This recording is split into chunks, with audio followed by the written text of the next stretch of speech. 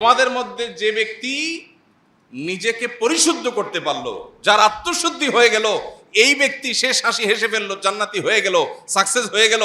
ওয়াকাদ খাবা মান দাসাহা, আর যার নিজের আত্মাকে পরিশুদ্ধ করতে পারলো না, যার তাজকিয়া হলো না, যার পরিশুদ্ধি হলো না, যে অপবিত্র থেকে গেল, যার ভিতরে অহংকার আছে, দুনিয়ার মোহ আছে, যার ভিতরে হিংসা আছে, বিদ্বেষ আছে, অন্যের প্রতি শত্রুতা আছে, অন্তরের রোগে ভরা, তার অন্তর কলুষযুক্ত, তার দেহ হয়তো অনেক সুন্দর, সে হয়তো নামাজে পড়ে, সে হয়তো বাহ্যিকভাবে দাঁড়িয়েও রাখে, কিন্তু তার আত্মা যদি অপবিত্র হয়, আত্মা যদি পরিচ্ছন্ন না হয়, তার মনটা যদি নোংরা হয়, তার মনের ভিতরে যদি হারাম থাকে, তার ভিতরে বাতিনি গুনাহ যদি থাকে, তাহলে সে ক্ষতিগ্রস্ত, সে জাহান্নামী।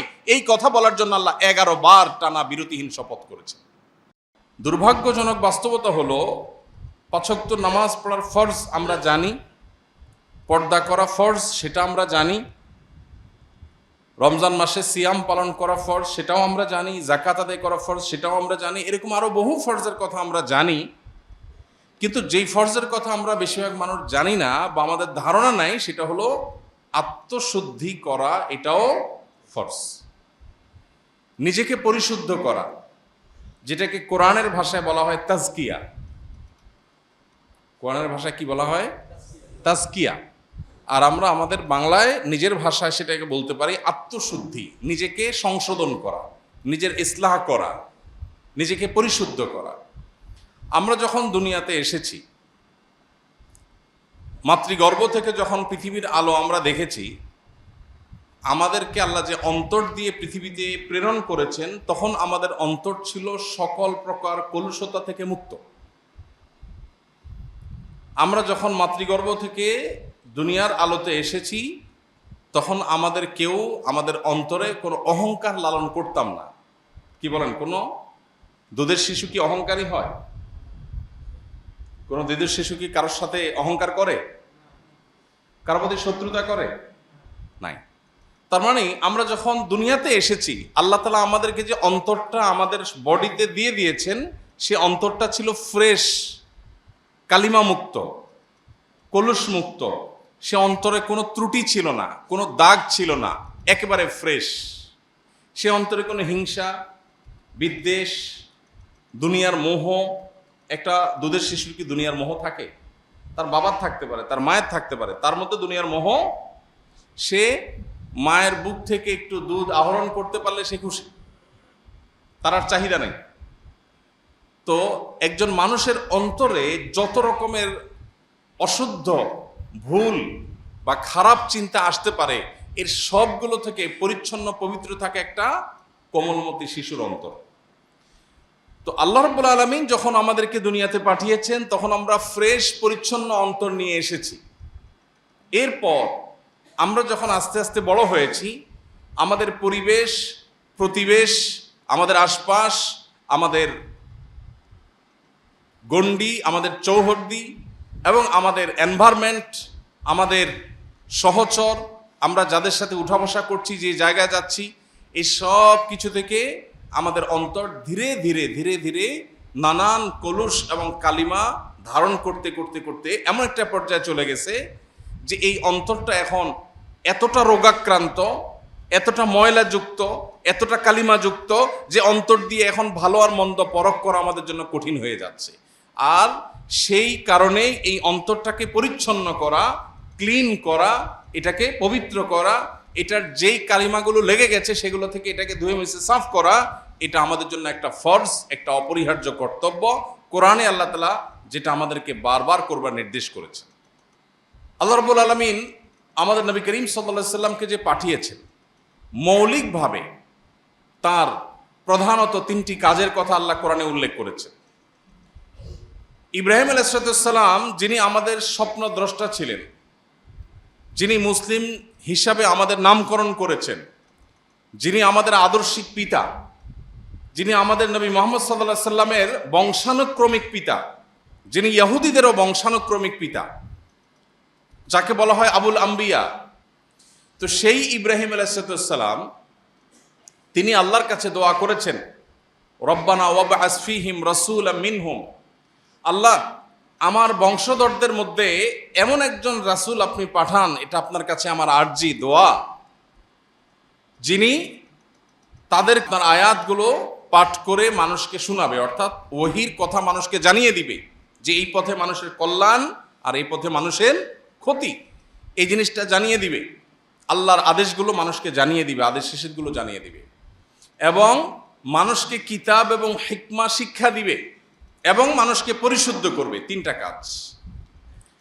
আল্লাহ রাব্বুল আলামিন ইব্রাহিম আলাইহিস সালামের দোয়া কবুল করে যখন আয়াত নাজিল করলেন, তখন আল্লাহ রাব্বুল আলামিন বলেছেন, লাকাদ মান্নাল্লাহু আলাল মুমিনিনা ইয বাআসা ফীহিম রাসূলাম মিন আনফুসিহিম ইয়াতলু আলাইহিম আয়াতি ওয়া ইউযাক্কিহিম ওয়া ইউআল্লিমুহুমুল কিতাবা ওয়াল হিকমা। এখানে ইব্রাহিম আলাইহিস সালাম যখন দোয়া করেছেন, তখন তিনি বলেছেন, আল্লাহ আমার বংশধরদের মধ্যে এমন রাসূল প্রেরণ করেন যে রাসূল আপনার আয়াত মানুষকে পাঠ করে শোনাবে, যে রাসূল মানুষকে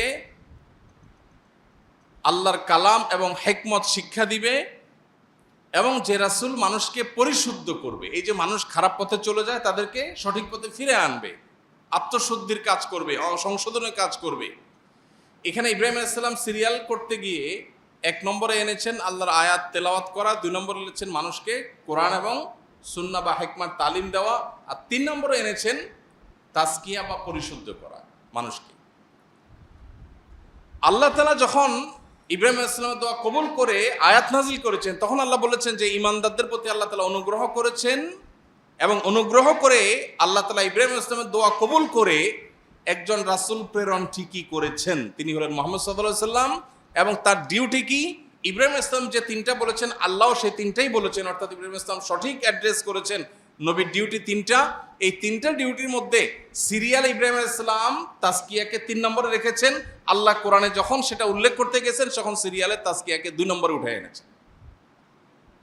আল্লাহ বলেছেন, আয়াতটা কি? লাকাদ মান্নাল্লাহু আলাল মুমিনিনা ইয বাআসা ফীহিম রাসূলাম মিন আনফুসিহিম। এর পরের অংশ কি? ওয়া ইউযাক্কিহিম। আল্লাহ তাআলা ইব্রাহিম আলাইহিস সালামের দোয়া কবুল করে ঈমানদারদের প্রতি অনুগ্রহ করেছেন, তাদের মধ্য থেকে একজনকে রাসূল হিসেবে প্রেরণ করেছেন, তিনি মুহাম্মদ সাল্লাল্লাহু আলাইহি সাল্লাম। তার ডিউটি কি? মানুষকে কোরআন এবং সুন্নাহর আল্লাহর যে ওয়াহি সেটা পাঠ করে শোনানো, যে আল্লাহ এটা বলেছেন, এটা নিষেধ করেছেন। আর দ্বিতীয় ডিউটি হলো ওয়া ইউযাক্কিহিম, মানুষকে পরিশুদ্ধ করবে, মানুষের সংশোধনকে নিশ্চিত করবে। এটা নবী করিম সাল্লাল্লাহু আলাইহি সাল্লামের দ্বিতীয় ডিউটি। 3 নম্বরে বলেছেন কিতাব এবং সুন্নাহ, কিতাব এবং হিকমার তালিম দিবে। তাহলে এখান থেকে বোঝা যায় এই যে অ্যাপ্রোচ, ইব্রাহিম আলাইহিস সালাম নবীদের 3টা ডিউটি, নবী সাল্লাল্লাহু আলাইহি ওয়াসাল্লাম 3টা ডিউটি বলেছেন, আল্লাহও 3টা বলেছেন। ইব্রাহিম আলাইহিস সালামের সিরিয়ালে আত্মশুদ্ধিটা 3 নম্বরে ছিল, আল্লাহ যখন উল্লেখ করেছেন সেটার, তখন উল্লেখ করতে গিয়ে ওটাকে সিরিয়ালে এনেছেন কত নম্বরে? 2 নম্বরে। তার মানে উঠে এনেছেন একটা ধাপ। এখান থেকে বোঝা গেল একজন মুসলমানের কাছে বা আল্লাহর দৃষ্টিতে নিজেকে পরিশুদ্ধ করার গুরুত্ব অপরিসীম। ভাইরা আমার, কোরআনে কারিমে আল্লাহ তাআলা বিভিন্ন জায়গায় শপথ করেছেন, আপনারা জানেন।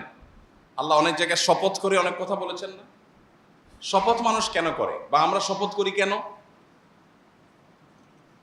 অবিশ্বাস্য কথাকে বিশ্বাসযোগ্য করবার জন্য, তাই না?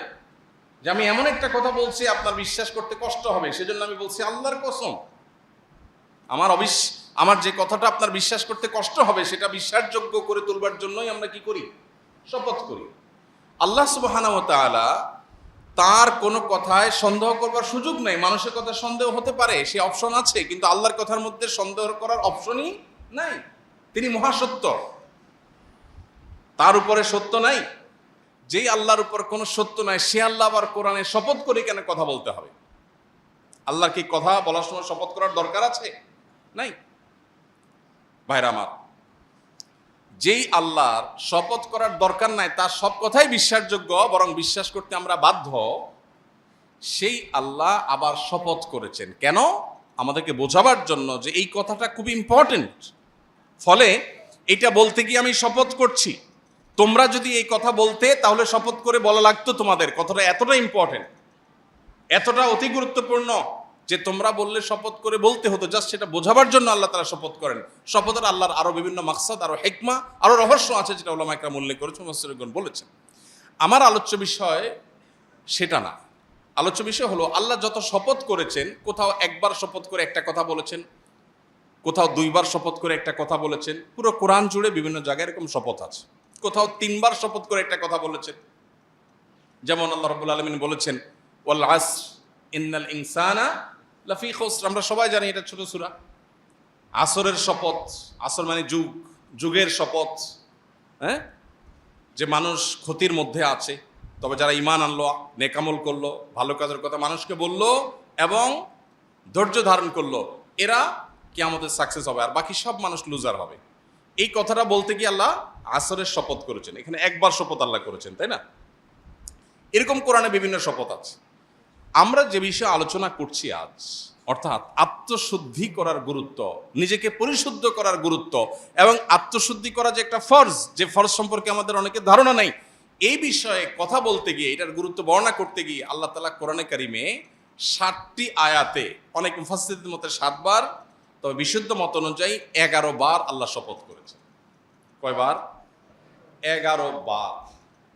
আপনি একটু চিন্তা করুন তো, আপনি কোনো কথা বলতে গিয়ে যদি আমাকে বলেন আল্লাহর কসম, আল্লাহর কসম, আল্লাহর কসম, এটা কি এনাফ না, যথেষ্ট না? কিন্তু আপনি যদি আমাকে 11 বার শপথ করেন, তাহলে আমার ধারণা কি হবে যে কথাটা এত গুরুত্বপূর্ণ, মানে এর চেয়ে গুরুত্বপূর্ণ কোনো কথা থাকতে পারে না। পুরো কোরআনে কোথাও এত বেশি সংখ্যক বার শপথ করে আল্লাহ কোনো কথা বলেন নাই। পুরো কোরআনে একটা কথা বলবার জন্য আল্লাহ 11 বার টানা শপথ করেছেন, বিরতিহীন শপথ করেছেন। সূরাতুশ শামসের মধ্যে আল্লাহ কি শপথ করেছেন? ওয়াশ-শামসি ওয়া দুহাহা, সূর্যের শপথ। দেখেন আল্লাহ বড় বড় সৃষ্টিগুলোর শপথ করে। যদিও এখানে আরেকটা মাসআলা বলে রাখতে হয় প্রসঙ্গত, কোনো মুসলমানের জন্য আল্লাহ ছাড়া আর কারোর নামে শপথ করা জায়েজ নাই। নবীজি সাল্লাল্লাহু আলাইহি সাল্লাম বলেছেন, মান আরাদা আন ইয়াহলিফা ফালইয়াহলিফ বিল্লাহি আও লিয়াসমুত। কেউ যদি শপথ করতে চায় সে আল্লাহর নামে শপথ করবে, আর না হলে সে চুপ থাকবে, আর কারোর নামে শপথ করতে পারবে না। অতএব আমরা এই যে বাপের কিরা, মায়ের কিরা, ক্যাশ শুয়ে বলছি, গাড়ির স্টিয়ারিং হুইল শুয়ে বলছি, বাচ্চার মাথা শুয়ে বলছি, মাটি শুয়ে বলছি, ঠ্যাং শুয়ে বলছি, এইসব নাটক যা আমরা করি, এগুলো সবই শরিয়ার লঙ্ঘন, নবী সাল্লাল্লাহু আলাইহি সাল্লামের পরিষ্কার হাদিসের লঙ্ঘন। এটা এক প্রকারের শিরক। এই শিরকের ফলে ঈমান চলে যাবে না, এটা শিরকে আসগর, ছোট শিরক, কিন্তু এটা এক প্রকার শিরক। এই জন্য আল্লাহ ছাড়া কারোর নামে শপথ করা জায়েজ নাই। শপথ হবে সব কার নামে? আল্লাহর নাম। এখন আল্লাহ রাব্বুল আলামিন তিনি নিজেও তার জাতের শপথ করেছেন। আল্লাহ রাব্বুল আলামিন কোরআনে কারিমে কোথাও কোথাও তার এরকম বৃহৎ বড় বড় সৃষ্টিগুলোর নামেও শপথ করেছেন, বরং বেশিরভাগ শপথ সেরকম। এই যে আল্লাহর বড় বড় সৃষ্টির নামে শপথ করেছেন, এটা হলো ওই সৃষ্টির গুরুত্ব বোঝাবার জন্য, আবার আমাদেরকে শপথকৃত বিষয়ের গুরুত্ব বোঝাবার জন্য। তো আল্লাহ বলছেন ওয়াশ-শামসি ওয়া দুহাহা, সূর্যের শপথ এবং সূর্যের যে কিরণ সেটার শপথ। ওয়াল কামারি ইযা তালাহা, চন্দ্রের শপথ আল্লাহ করেছেন। এভাবে দিনের শপথ করেছেন, রাতের শপথ করেছেন। ওয়াল আরদি ইযা তাহাহা, ভূমণ্ডলের শপথ করেছেন। ওয়াস সামাই ওয়া মা বানাহা, নবমণ্ডল এবং সেখানে যা কিছু আছে সেগুলোর শপথ করেছেন। এরকম এতগুলো বিষয়ে শপথ করে আল্লাহ বলছেন কদ আফলাহা মান যাক্কাহা। এতবার শপথ করে তোমাদেরকে বলছি বান্দারা শুনো, তোমাদের মধ্যে যে ব্যক্তি নিজেকে পরিশুদ্ধ করতে পারলো, যার আত্মশুদ্ধি হয়ে গেল, এই ব্যক্তি শেষ হাসি হেসে ফেললো, জান্নাতি হয়ে গেল, সাকসেস হয়ে গেল। ওয়াকাদ খাবা মান দাসাহা, আর যার নিজের আত্মাকে পরিশুদ্ধ করতে পারলো না, যার তাজকিয়া হলো না, যার পরিশুদ্ধি হলো না, যে অপবিত্র থেকে গেল, যার ভিতরে অহংকার আছে, দুনিয়ার মোহ আছে, যার ভিতরে হিংসা আছে, বিদ্বেষ আছে, অন্যের প্রতি শত্রুতা আছে, অন্তরের রোগে ভরা, তার অন্তর কলুষযুক্ত, তার দেহ হয়তো অনেক সুন্দর, সে হয়তো নামাজে পড়ে, সে হয়তো বাহ্যিকভাবে দাঁড়িয়েও রাখে, কিন্তু তার আত্মা যদি অপবিত্র হয়, আত্মা যদি পরিচ্ছন্ন না হয়, তার মনটা যদি নোংরা হয়, তার মনের ভিতরে যদি হারাম থাকে, তার ভিতরে বাতিনি গুনাহ যদি থাকে, তাহলে সে ক্ষতিগ্রস্ত, সে জাহান্নামী। এই কথা বলার জন্য আল্লাহ 11 বার টানা বিরতিহীন শপথ করেছে।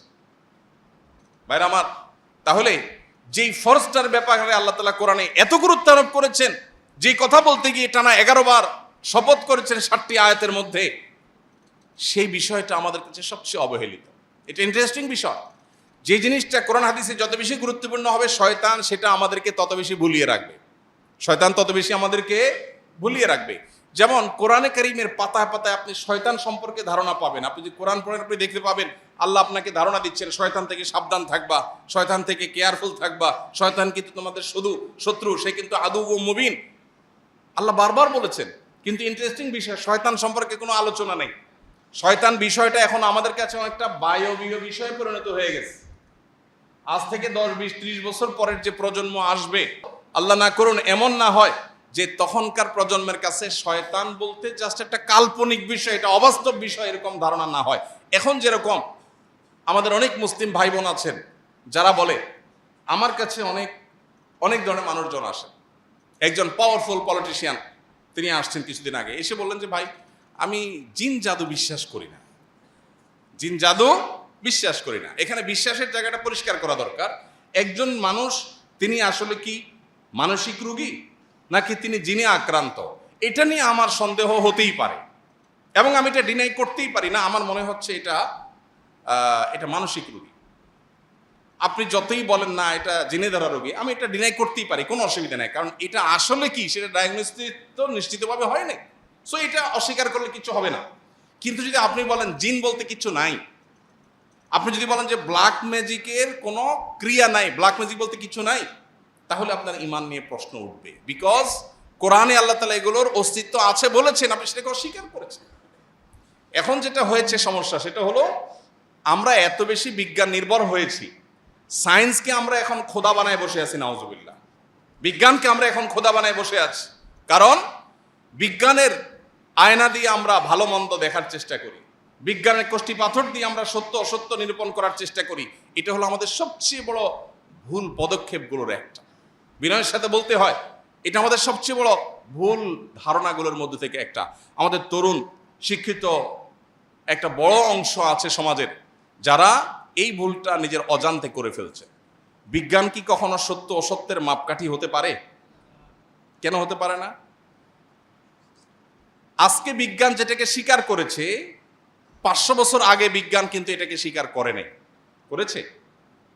আজকে যে জিনিসটা আবিষ্কার হয়েছে 500 বছর আগে যখন আবিষ্কার হয় নাই, তখন বিজ্ঞান কি ওইটার অস্তিত্বকে স্বীকার করতো? তাহলে এখন যেটার অস্তিত্বকে বিজ্ঞান অস্বীকার করছে, হতে পারে 500 বছর পরে বিজ্ঞান আবিষ্কার করবে, স্বীকার করবে। সো বিজ্ঞান কখনো সত্য অসত্যের মাপকাঠি হতে পারে না। হ্যাঁ, বিজ্ঞান আমাদেরকে ইনফরমেশন দেয়, সত্য আবিষ্কারে সাহায্য করে, সন্দেহ নেই, কিন্তু এটাই একমাত্র সত্য অসত্য আবিষ্কারের বা নিরূপণের মানদণ্ড হতে পারে না।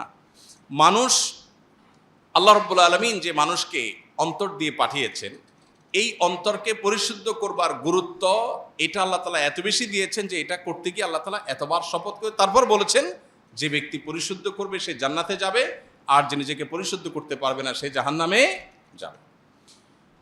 আল্লাহ রাব্বুল আলামিন আত্মশুদ্ধি বা নিজেকে সংশোধন করবার গুরুত্ব বুঝাতে গিয়ে কোরআন কারিমে আরেকটা আয়াতে আল্লাহ তাআলা বলেছেন, ইয়াউমা লা ইয়ানফা'ু মালুন ওয়ালা বানুন ইল্লা মান আতাল্লাহা বিকলবিন সালিম।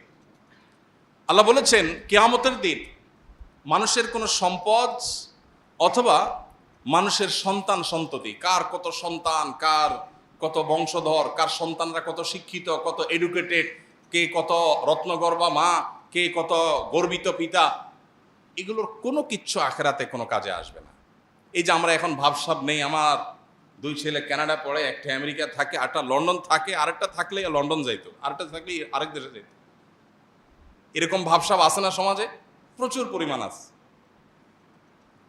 সন্তান নিজের কাছে নাই, সন্তান আরেক দেশে থাকে, কত বড় কষ্টের কথা, কত বড় দুঃখের কথা।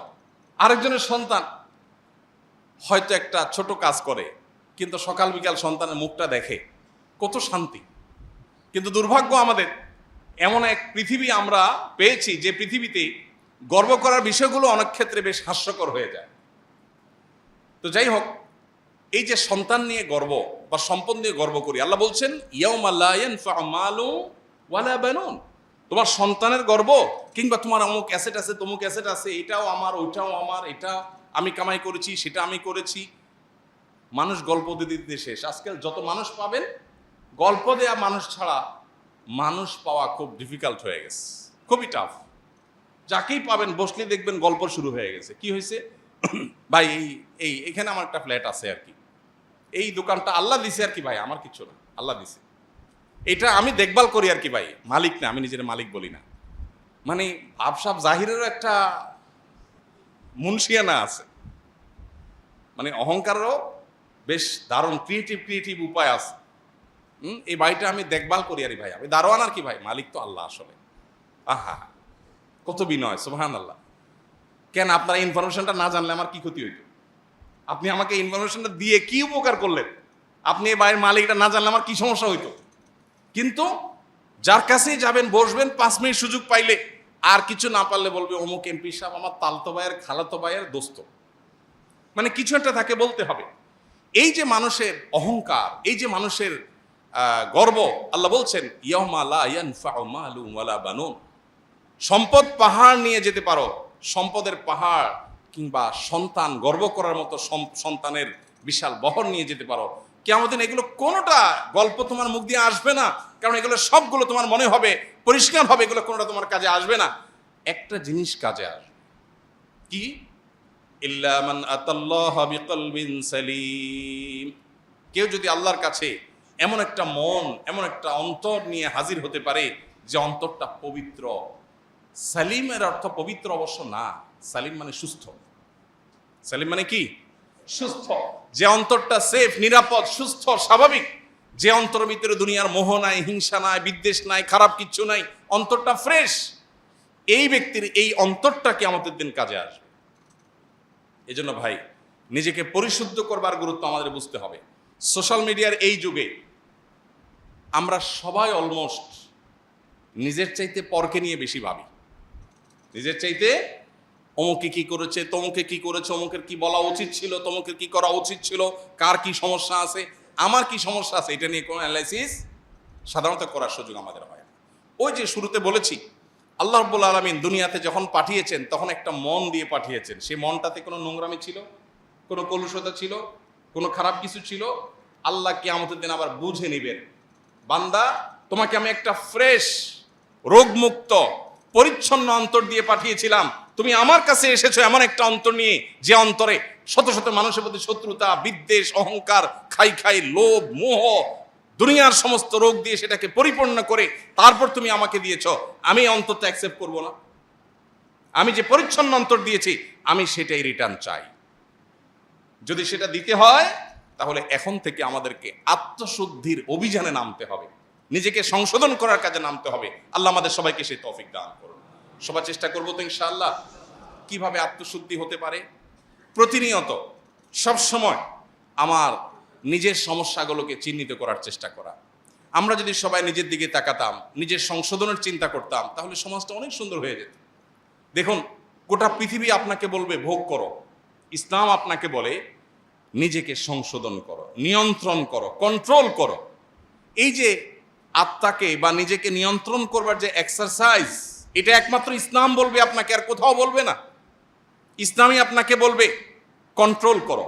আজকের পৃথিবীর প্রত্যেকটা বিষয়ের দিকে তাকালে আপনি দেখবেন আপনাকে শুধু ভোগের আহ্বান করা হচ্ছে। বিজ্ঞাপনী বিলবোর্ড কিসের আহ্বান করে? ভোগের। পত্রিকার পাতার বিজ্ঞাপন কিসে আহ্বান করে? ভোগের। গোটা পৃথিবীর যেদিকে তাকাবেন আপনাকে ভোগের আহ্বান করা হচ্ছে।